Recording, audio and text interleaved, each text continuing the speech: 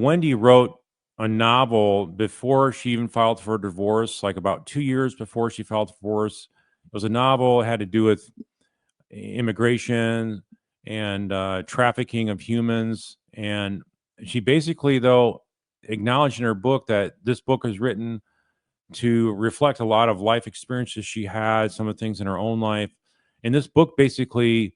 talked about Lily as being the main author of this book, and it was a story about through the lens of Lily's life, what she had to deal with, and what she was basically doing was putting a lot of different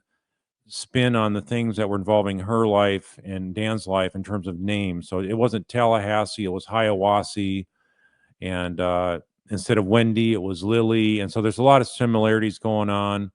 and the way she described her this Lily's hatred of some uncivilized small town in Florida that she lived in,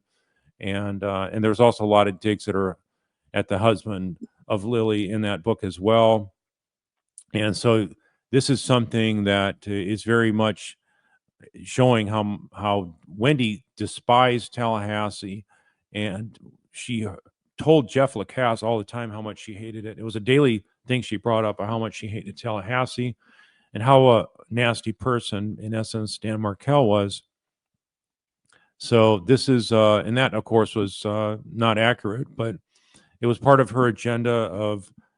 the setup of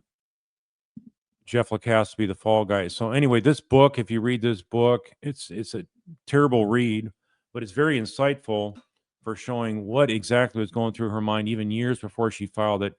She did not like Dan, she hated the area, and she wanted to get back to South Beach.